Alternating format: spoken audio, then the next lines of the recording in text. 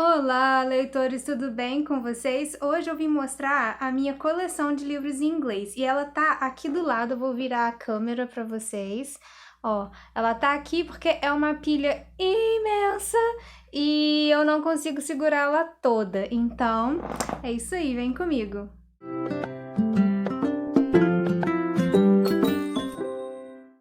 E aí, leitores, como é que vocês estão? Então, hoje eu vou mostrar para vocês todos os livros em inglês que eu tenho na minha estante. Até como uma dica, né? Se você estiver estudando inglês, eu vou falar de quais livros são mais fáceis, quais são mais complexos, quais eu indicaria para uma pessoa que ainda está estudando ler e quais são para as pessoas fluentes mesmo, porque tem alguns livros que são muito densos e são bem difíceis, então se você não tem conhecimento muito profundo da língua, vai ficar difícil. Mas é isso, eu vou mostrar. E tem bastante livro, como vocês viram, mesmo quando eu levantei, além dele fazer uma sombra aqui, porque tem a janela aqui do lado, a pilha, né, faz uma sombra no meu rosto, eu também não consigo ficar segurando muito tempo, porque é muito livro, fica pesado. Mas eu vou mostrar de um por um pra vocês, tá? Então, o primeiro livro é este aqui, ele se chama Seduction in Death. Ele é do... Na verdade é da, né? É porque é um pseudônimo, é o J.D. Robb. Na verdade é o pseudônimo da Nora Roberts, mas quando ela escreve livro de mistério, investigação, morte, não é livro de terror, mas são livros tipo assim, Agatha Christie, não exatamente a mesma coisa, mas é quando, por exemplo, tem algum assassinato ou algum crime aconteceu e aí a trama do livro é sobre descobrir o que está acontecendo. Esse livro eu indicaria só para quem é muito avançado ou fluente, porque ele é um livro mais complexo, assim. Olha, ele é todo... Aqui, ó. Ele é em inglês mesmo, ele é um livro que é de sebo. Eu ganhei esse livro aqui já faz bastante tempo, mas assim, eu não li esse livro ainda porque eu tenho planos de ler os livros da Nora Roberts de novo. Quando eu era adolescente, eu alugava livro numa locadora de livros. Sim, eu sou da época de locadoras. Eu alugava fita na locadora de fita, depois DVD na locadora de DVD e livros na locadora de livros. Sim, tinha uma locadora de livros aqui na minha cidade. E quando eu era adolescentezinha, lá pros meus 14, 15 anos, eu gostava muito de ler Nora Roberts. E aí, agora que eu tô com o canal, eu queria voltar a ler pra descobrir se os livros ainda são legaizinhos. Na verdade, eu queria ler em ordem cronológica. Aqui no canal já tem um vídeo que é o primeiro livro que a Nora Roberts escreveu na vida dela. Ela tem mais de 200 e poucos livros publicados. E assim, aquele primeiro livro, que é a primeira obra dela, então assim, ela não devia estar madura o suficiente na escrita ainda, o livro não envelheceu bem, até porque é um livro da década de 80 e é um romance, ela só escreve romance. Mas assim, eu não gostei do jeito que o livro envelheceu. Não é um livro mal escrito, mas ele não soa bem mais pra nossa sociedade de hoje, sabe? Eu achei ele meio... Mas enfim, é o primeiro livro que ela publicou, o livro tem mais de 40 anos de publicação, então eu achei que ele não envelheceu bem, mas isso não quer dizer que a Nora Roberts seja uma péssima escritora, só quer dizer que aquele livro não envelheceu bem, apesar de bem escrito. E esse aqui não é um dos primeiros livros, então eu quero ler em ordem cronológica, então eu vou guardar esse aqui até quando chegar a vez dele, tá? Mas eu ganhei ele em inglês e estou louca para ler, mas assim, vai ter que esperar o momento certo. Aí agora, um outro livro, esse aqui eu já li, é o 1984, do George Orwell. Esse aqui eu ganhei da minha cunhada, é o de livro de sebo também, eu remendei ele aqui. Gostei muito de ler, gostei de ter lido no original, fico me perguntando como que é que os tradutores fazem para poder traduzir esse livro, porque é um livro super complexo também. É um livro que, se você não for muito fluente em inglês, você não vai conseguir entender, principalmente quando fala da criação da língua ali, né, do English Speak, que é uma língua que está sendo moldada ou criada ali pelos políticos ali, né, pelo grande irmão, pelo Big Brother. Então, assim, tem um anexo aqui que explica sobre a língua e é bem complexo. Então, assim, se você não for muito fluente, eu sugiro que você leia ele traduzido. Mas é um dos livros, assim, que eu li, que eu mais gostei, eu li esse ano.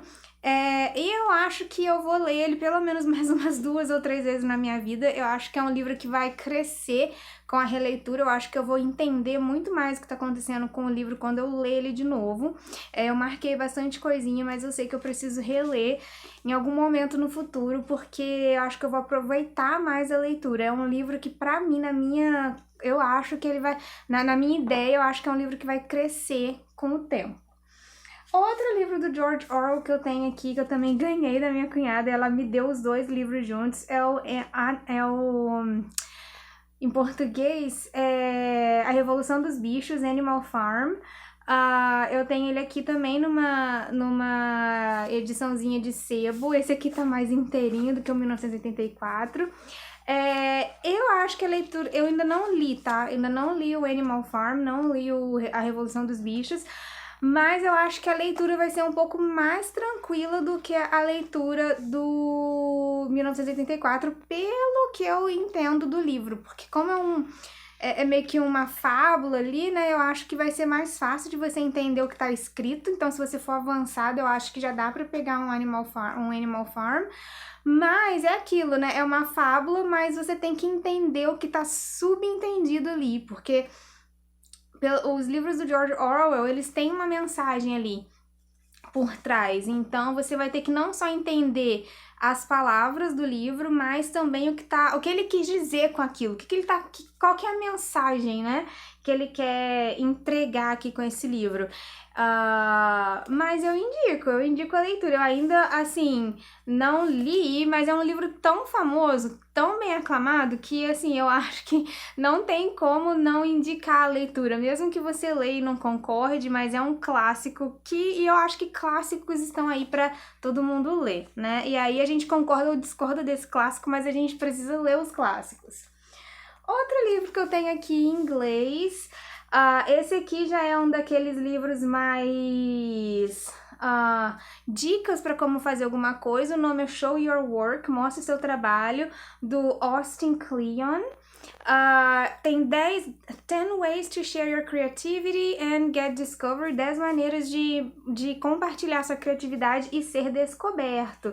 Então é um livro que vai dar dica para você perder a vergonha de falar sobre o que você faz, né, profissionalmente. Igual no meu caso, eu ainda não li esse livro, mas eu preciso ler, porque eu ainda tenho às vezes um pouquinho de receio para as pessoas do meu círculo, assim, as pessoas que eu conheço pessoalmente, eu ainda fico meio assim de falar, eu tenho um canal que fala sobre livros, porque eu fico com medo de ser julgada. Eu acho que quando é uma pessoa que não me conhece, eu não tenho vergonha. Tipo assim, se eu tiver que mandar o link no meu Instagram para as pessoas que me seguem, beleza, eu mando. Mas quando é tipo assim, um primo, uma tia, um conhecido, eu fico meio que tipo assim, se essa pessoa vier me julgar e vier falar mal de mim, apesar de que eu não preciso, a gente não pode ligar porque as pessoas falam, né? Eu faço esse canal com tanto carinho, com tanta dedicação para poder espalhar a leitura, que eu acho que eu não deveria ficar sem graça, mas eu tenho que mostrar o meu trabalho, né? Mostrar para as pessoas. E esse é um livro fácil, eu acho que se você tiver intermediário, do intermediário para frente você já consegue ler. Ele tem bastante figuras, as letras são gigantes. Assim, olha, ele é um livro bem ilustrativo, sabe? Das ideias. Então, como não é só escrito, as ilustrações vão acabar ajudando também. Outra paixão da minha vida é o The Garden of Words, o Jardim das Palavras. Esse é um mangazinho, assim, que eu amo demais. É o mangá da minha vida, é o curta da minha vida. Esse livro é lindo demais. Livro não, né? Esse mangá é lindo demais. O curta também, porque tem um filme de mais ou menos 40 minutos que eu já vi 300 vezes, que é essa história, mas em filme. Gente, a coisa mais linda essa história. E é um mangá, ele conta a história de uma mulher e de um adolescente quase adulto que acabam virando amigos e se ajudando nos dias chuvosos, assim, eles acabam se ajudando nos problemas pessoais. Eu achei a história muito linda, muito comovente. Esse que eu tenho aqui é o mangá em inglês. E eu recomendo demais, gente. Este livro é lindo, lindo que é uma coisa só.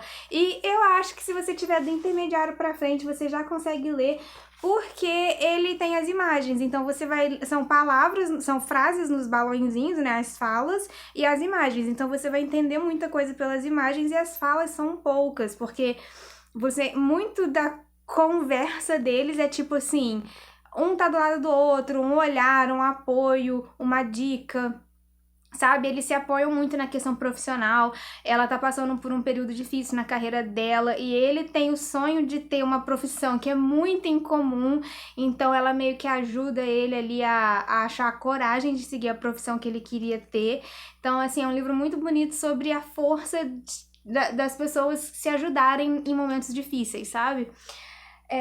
Outro livro que eu comprei recente, que eu comecei a ler, mas eu vou recomeçar a ler, é o The Collected Stories of Katherine Mansfield. Esse livro é o livro de dezembro do nosso desafio Volta ao Mundo em 50 livros, mas, gente, quem me acompanha aqui só de vez em quando, eu não sei se vocês sabem, mas eu fiz uma cirurgia esse mês, eu fiz uma cirurgia no dia 1º, e eu passei os primeiros 15 dias me recuperando, os remédios do pós-operatório eram super fortes, eu não consegui ler muito este livro aqui, que é o livro do mês de novembro, que é o que eu vou falar sobre ele. Tá até ao contrário aqui. Esse livro aqui é o livro de novembro, eu não consegui ler muito o livro de novembro, então eu não sei o quanto isso vai interferir no mês de dezembro, mas eu vou atualizar vocês no primeiro sábado do mês de dezembro, que é o sábado que a gente tem que conversar sobre este livro aqui, que é o livro de novembro, porque a gente lê o livro durante o mês todo de novembro e conversa no primeiro sábado de dezembro sobre ele. E esse aqui a gente lê o mês todo de dezembro e conversa no primeiro sábado de janeiro. Então, eu ainda tô assim me achando na questão do tempo com a leitura nessa minha recuperação, sabe? Mas são todos os contos da Katherine Mansfield. Esse aqui é o livro da Nova Zelândia, então em dezembro a gente vai viajar para Nova Zelândia com a Katherine Mansfield. E é um livro assim, gente, tem que ser avançado ou fluente, não, na verdade tem que ser bem fluente, porque é um livro de época, né? Deixa eu ver quando que ele foi publicado, mas provavelmente 1800 e alguma coisa. Deixa eu ver se tem aqui a data de publicação. Ela morreu em 1923, se eu não me engano, ela escreveu esse livro mais ou menos 1908 e 1911. Aqui eu não tô achando exatamente o ano de publicação. Acho estranho, porque geralmente tem, mas só tem o ano que essa edição saiu, na verdade, tipo assim, o ano que este livro foi impresso, mas ele não foi escrito no ano que ele foi impresso, né? Ele foi escrito há muito tempo, então como é um inglês de época, você precisa ser bem fluente para conseguir acompanhar o livro. Eu vou colocar esses livros aqui que eu já mostrei para vocês aqui no cantinho. E agora eu vou continuar. Então, este aqui é o The Narrow Road to the Deep North. Ele é um livro que eu comprei no sebo. O outro da Katherine Mansfield eu comprei ele zero, eu comprei ele novo na Amazon. Esse daqui, não, esse daqui eu comprei no sebo porque a edição dele tava muito cara, tanto em português quanto em inglês. Esse aqui eu paguei um total de 20 e poucos reais, foi 27 reais, que é o valor do livro, mais o frete deu 27 reais. Um achado, tá? Porque todos os outros, o valor dele no sebo tá 30 e poucos reais. Eu achei ele, acho que por 13 reais e o restante foi frete. Ele tem uma capa que protege ele tá assim meio manchadinho, mas é de tempo, ele é um livro de sebo, né? E eu estou lendo ele, eu estou na página 109, mas ele é um livro mais complexo também. Você precisa ser um avançado muito bom ou fluente mesmo para acompanhar, senão acho melhor você pegar a tradução. Eu tô mais ou menos gostando. O livro é muito bem escrito, porém eu não tô na vibe de ler o livro de guerra, sabe?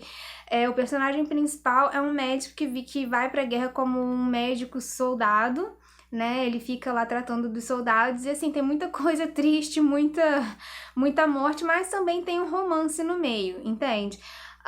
Então, assim, tem partes que é romance e tem partes que é ele descrevendo os horrores da guerra. E eu não tô na vibe, eu tô numa vibe que eu preciso me recuperar, que eu só preciso de coisas positivas. Então, eu acho que é por isso que eu agarrei tanto nesse livro, além dos remédios que estavam me deixando grog, né?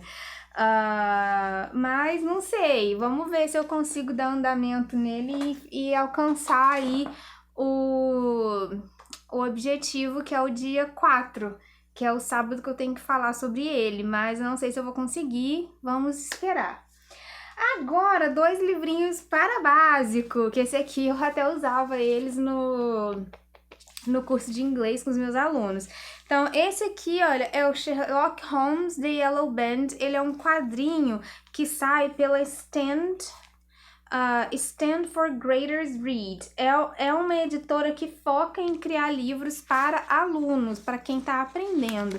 E aí aqui ele traz de uma maneira reduzida e fácil a história do Sherlock Holmes. Ele é uma história em quadrinhos do Sherlock Holmes, então fica muito mais fácil de ler e de entender. Então eu acho que qualquer básico consegue ler.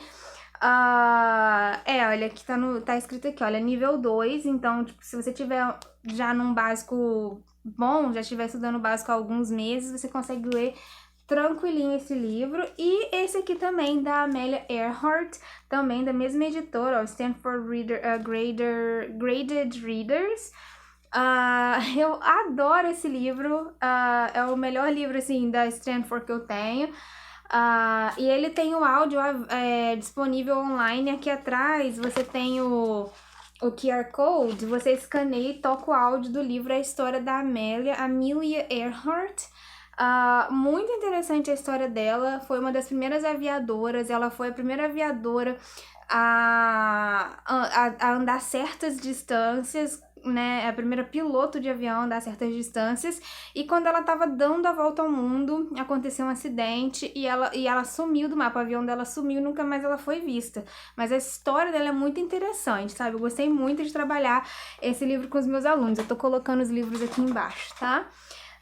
Próximo livro, gente, esse livro é uma relação de amor e ódio, mas ele é em inglês. Esse aqui é o The Satanic Verses, do Salman Rushdie, os versos satânicos. E, gente, esse aqui você tem que ser, tipo, uber fluente.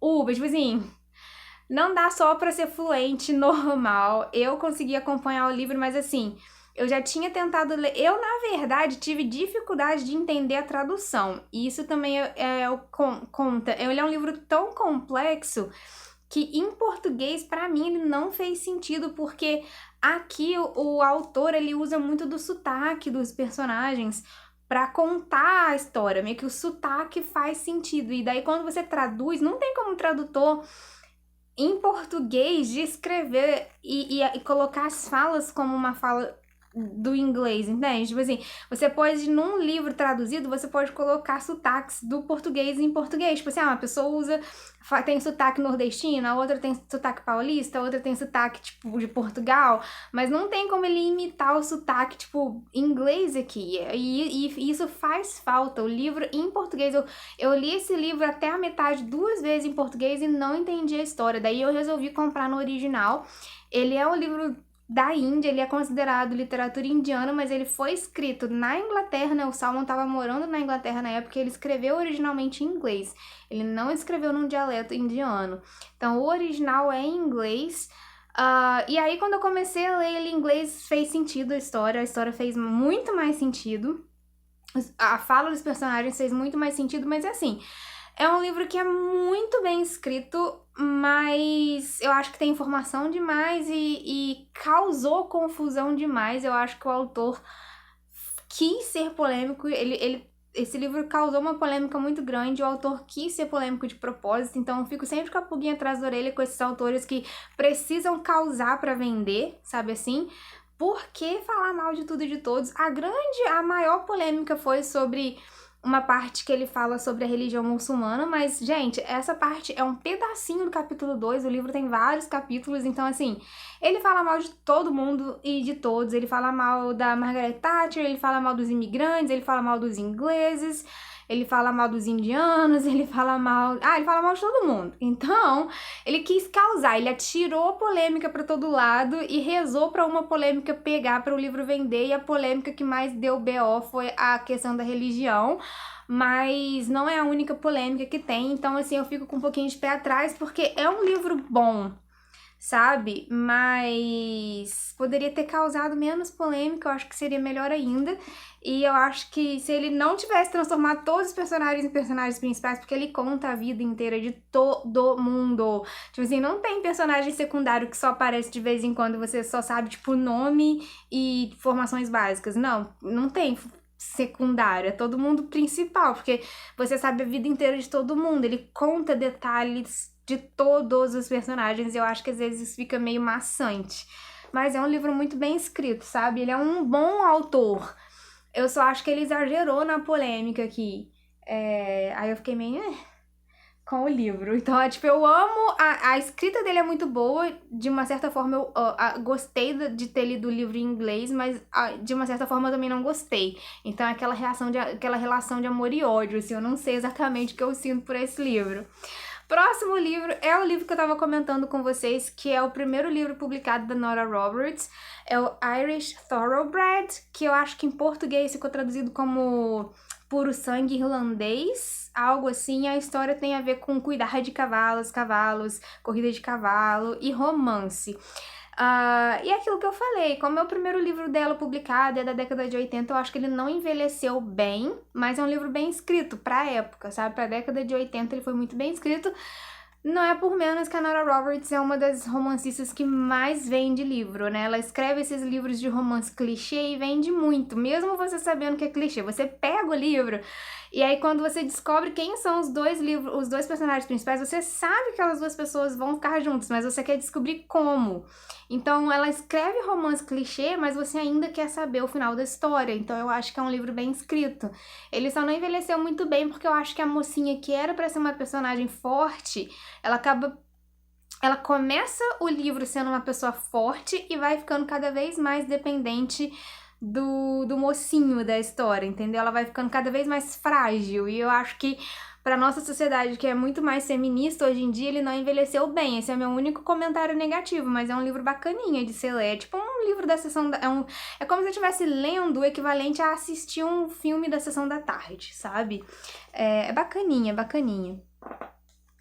Outro livro que eu tenho, esse é um livro de estudo, eu ainda não li, é o Unschooling Rules, 50 Ways to Unlearn What We Know About Schools and Rediscover Education. Então, tem uma palavra específica em português, eu vou deixar aqui, mas é como se fosse desescolarizar, é como se fosse desaprender o que a gente aprendeu na escola. Aí aqui, 55 maneiras de desaprender o que nós sabemos sobre escolas, não na escola, mas sobre as escolas, e redescobrir a educação. Então ela vai falar sobre um novo jeito de educar as crianças e ela vai explicar a ideia dela aqui.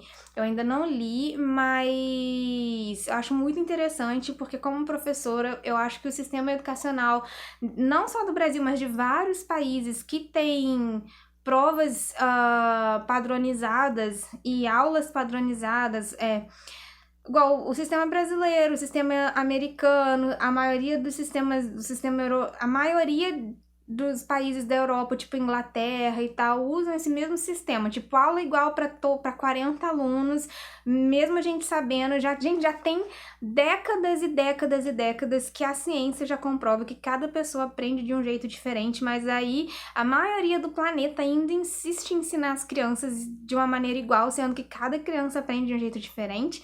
Não faz sentido. Tipo, se a ciência prova que cada pessoa aprende de um jeito diferente, que as pessoas precisam interagir de jeito diferente com a informação para aprender, por que ainda se insiste em seguir métodos padronizados? Tipo assim, vamos colocar 40 crianças na mesma sala e exigir que todas elas aprendam as mesmas coisas do mesmo jeito, sendo que elas não aprendem do mesmo jeito. Já é provado cientificamente que ninguém... Tipo assim, cada pessoa tem a sua inteligência diferente, inteligências múltiplas, e cada pessoa aprende diferente, pessoas são auditivas ou visuais ou sinestésicas, entendeu? Tem pessoas que focam mais e focam, ou outras pessoas focam menos, mas isso não quer dizer que aquela pessoa não consiga aprender, ela só aprende de um jeito diferente, mas as escolas ainda insistem em padronizar, em colocar testes padronizados, testes nacionais padronizados, tipo Enem, gente, nossa, né, vamos nem começar esse assunto, mas enfim, quero muito ler porque é um tipo de coisa que eu tenho muito interesse, sabe?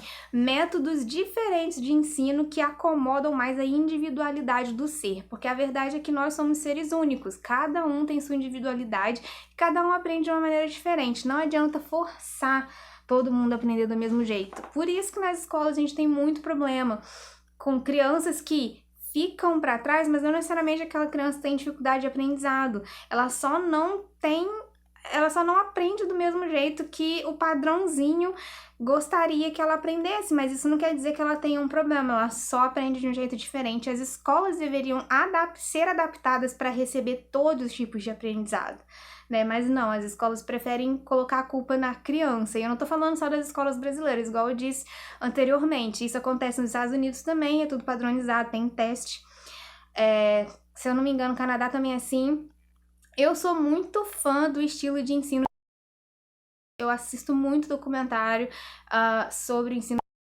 É um ensino que tem poucos alunos na sala e é um ensino mais individualizado, um ensino que foca mais nas crianças brincarem e nas crianças aprenderem fazendo as coisas ao invés de aprenderem olhando um quadro, né? Tipo assim, eles estão sempre em laboratório, sempre, tipo, com a mão na massa.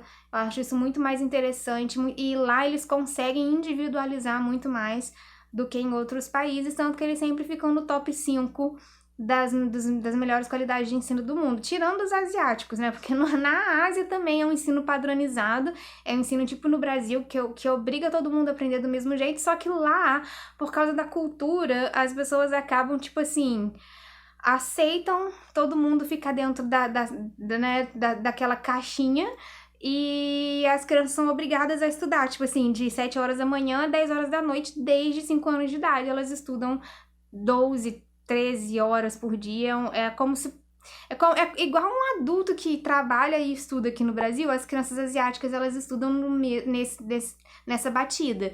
E aí eles ficam no topo, não porque o ensino lá é mais individualizado, mas é só porque, tipo assim, eles arrancam mais o couro das crianças, eles meio que escravizam muito mais na escola do que nos outros países, daí eles ficam no topo porque, tipo assim, né, as crianças ficam nessa estrutura a vida inteira.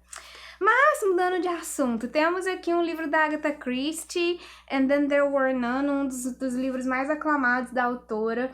É um livro também de suspense, que as pessoas vão para uma casa, uma mansão numa ilha, e aí começa a assassinar, né, começam a ocorrer assassinatos, uma pessoa vai morrendo por vez até que And Then There Were None, e daí não sobrou nenhum. E aí o grande mistério do livro é quem está matando essas pessoas, né? Ali naquele lugar afastado e tudo mais. Indico até se você for intermediário, porque essas histórias tipo Sherlock Holmes, Agatha Christie, elas são mais fáceis de entender. Elas não são muito complexas, né? É um crime que acontece e aí tem alguém investigando para saber quem cometeu ou quem está cometendo o crime, porque às vezes o crime já aconteceu e daí eles só estão investigando, ou como nesse livro, o crime ainda está acontecendo enquanto eles estão tentando descobrir quem está fazendo aquilo. Agora, coisas mais lindas da minha vida, essa trilogia que eu tenho em inglês, né, é a trilogia do Talk to the Paw, do MacGyver. Aqui em português, aqui no Brasil, esse livro já foi traduzido, em português ele chama O Amor de Gato, e assim, gente, recomendo demais, esses livros são muito bem escritos, eu não sei a tradução, eu espero que a tradução faça jus à qualidade desses livros, porque a Melinda Metz escreve brilhantemente romance contemporâneo, todos os 3 são livros de comédia romântica, mas não são livros de comédia romântica bobinhos, eles são muito bem escritos, personagens têm profundidade, têm características individuais importantes. Então, assim, eu super indico mesmo, comece pelo Amor de Gato, Talk to the Paw. Agora eu tô lendo esse aqui, ó, tá até com marcador, já cheguei, olha, já li bastante. É o The Secret Life of Mac, que é a vida secreta do Mac, que é o gatinho da capa, o MacGyver. E Mac, on a Hot Tin Roof, que é o MacGyver num telhado de zinco quente.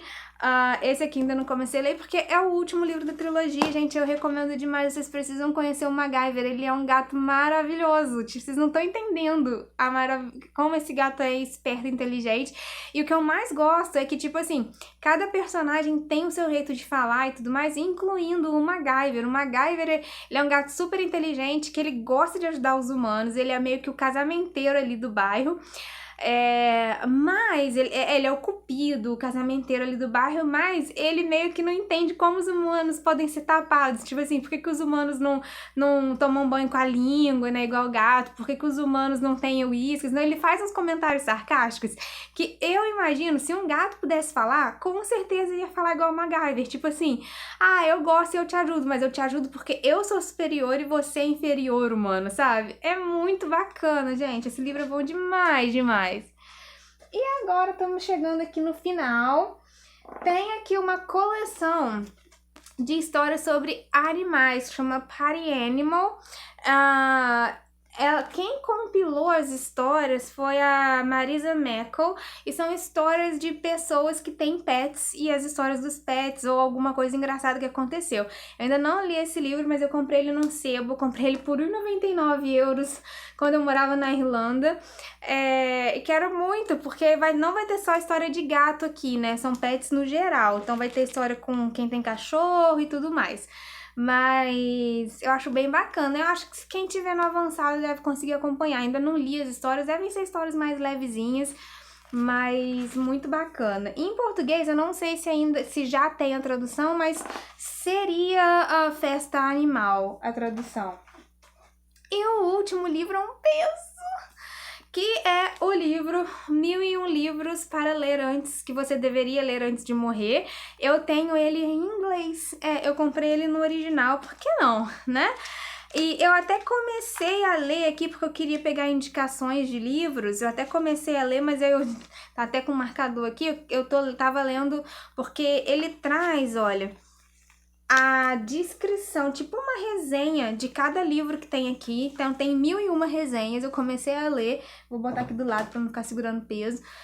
Mas assim, eu parei porque eu fico querendo ler todos os livros e não tem como eu simplesmente comprar 1001 livros, né? Eu já tenho todos os livros na minha estante que eu ainda não li, que eu tenho que ler.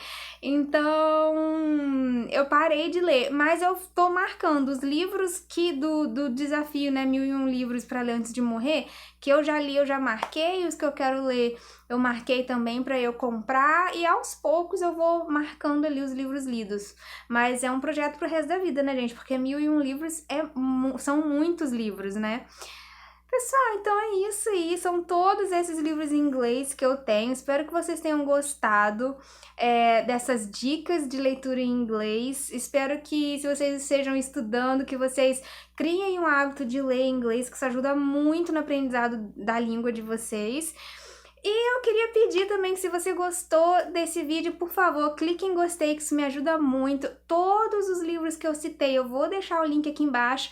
Então, se você comprar no meu link, isso me ajuda muito também. É a única forma que eu tenho aqui com o canal de alguma forma de que o canal cresça e que eu consiga investir no canal, porque custa dinheiro, comprar livros custa dinheiro, então eu preciso sempre estar investindo em livros novos, unboxing. Então, quando você compra no meu link, você me ajuda, porque eu ganho uma comissãozinha ali pequenininha, gente, é 9% só. Mas você não paga nada a mais por isso, tá? Se o livro custa na Amazon R$20, você vai pagar R$20, mas a Amazon me repassa uma pequena porcentagem ali por ter te indicado. Então, por favor, se você puder comprar no meu link também, eu agradeço muito. Se inscreva no canal, clique em gostei. Quem quiser também pode me seguir no Instagram, que eu tô lá no Instagram eu posto diariamente. E a gente vai continuar falando sobre livros, leituras e assuntos relacionados nos próximos vídeos. Tchau!